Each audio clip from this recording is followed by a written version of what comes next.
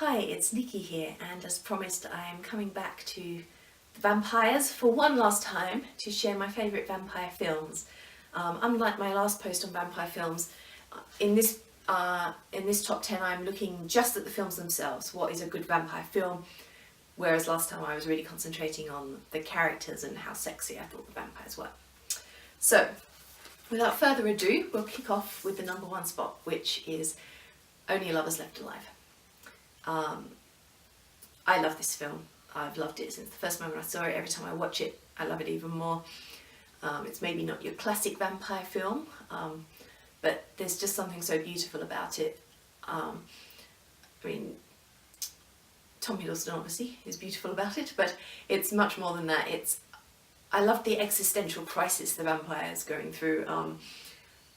It humanises them and it just makes you think. The soundtrack's beautiful, everything about this film just looks superb, sounds superb, beautifully paced, lovely cinematography. What more can I say? It's a perfect film. Number two, Interview with the Vampire. I don't agree with all the casting decisions in this film, however, overall I think it was a very good picture. It's very enjoyable. I keep saying very all the time in these videos. It's terrible. You know, as an editor I should be cutting out very's and nices and all sorts of things, but of course when you're talking it doesn't work quite like that. Anyway, Interview the Vampire, another wonderfully shot film, and I think it stands up pretty well, considering it's what, over 20 years old now, isn't it? 94, something like that, mid-90s. So yeah, a classic I think now. Number three, Dracula Untold, a more recent one. I really enjoyed this take on the vampire myth. Luke Evans is a great actor. He did a wonderful job in the title role. So yeah, something a bit different. I enjoyed the effects. Overall a good movie. Number four, Shadow of the Vampire. This is a really interesting one. For those who haven't seen it, it's looking at the making, fictional version, it's a kind of a meta-fiction piece, the fictional making of Nosferatu, the original silent vampire film. And it has the premise of what happened if the director actually hired a real vampire to play the role of Count Orlok, which it's a wonderful piece. I love all the references to the original film. Again, a really intriguing plot device, and it works so well. Number five, Bram Stoker's Dracula.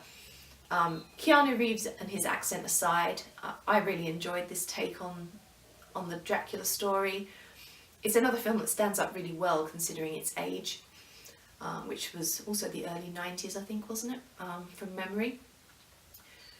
Performances aren't always spot on, Gary Oldman's aside, his is excellent, but I really liked I want to say the feel of the piece, the atmosphere I guess. Beautiful score again. Number six, Nosferatu, which I already mentioned briefly in relation to Shadow the Vampire. I don't think you can have a list of vampire films and not include this. It was such a seminal piece. And even though it's a silent film, it stands up really well. It's highly watchable, it really pulls you in, atmospheric, beautiful piece of filmmaking from, what was that, the 1920s? Number seven, The Lost Boys. This is an interesting one because in some ways this is very much a dated piece. It's very much of its era, and yet you can still enjoy it. You can come back and watch it again and again, and it has that same freshness, even though there's a sort of dated sense to it these days. And that awesome song they use in it as well, you know, the "I shall not kill," that one, brilliant piece. Number eight, Let the Right One In. Now this is the Swedish version, not the American one, which I didn't enjoy as much, but the original Swedish film based on the book. Vampire children this time, or a child, which is a little bit different than most of the ones I've picked here, but superbly made film. The child actors did an excellent job. The book's good too if you haven't read the book, and it was something a bit different. It had a violence and yet a sort of poetry to it as well. Number 9, 30 Days of Night. So taking the vampires into a sort of more feral, evil state as opposed to their haunted, brooding hero. A very good film. It's one of those films where you kind of feel that you shouldn't like the vampires because of the way they're portrayed, and you can't help but root for them a little bit, I think. Yeah, is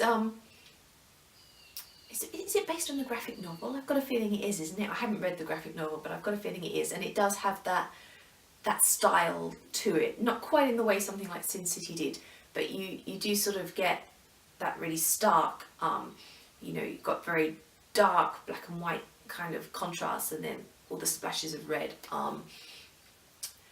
So yeah, that's a very, not fully stylized, but a slightly stylized piece that took vampires back to a sort of more animalistic state than a lot of films have in recent years. Which brings us to the last one, Byzantium, which starred Gemma Arterton. If you haven't seen this one, it's a little bit more obscure. It's about a woman and her child, 2 vampires, and their travels and experiences, and it's more of a thoughtful piece, a little bit like Only Lovers Left Alive. It's not a sort of big crashing special effects piece, it's more of a drama, but it offers another interesting take on vampires, a slightly more psychological take again. So if that's your thing, it's worth checking out if you haven't seen it. It's a few years old now, 2013, maybe, something like that, I think. Have a look anyway, it's called Byzantium. So that wraps up my vampire posts. I will not be doing any more, at least not at the moment, although my love of vampires may bring me back, we'll see. But for today I will end. If you've got any thoughts on your favourite vampire films, pop them in the comments. If there's ones I haven't mentioned, if you agree with any on my list, if you disagree, I'd love to hear what you think. If you've got any recommendations for me and for anyone else who may not have seen the films that you love. So pop them in the comments, and I'll see you next time. Bye.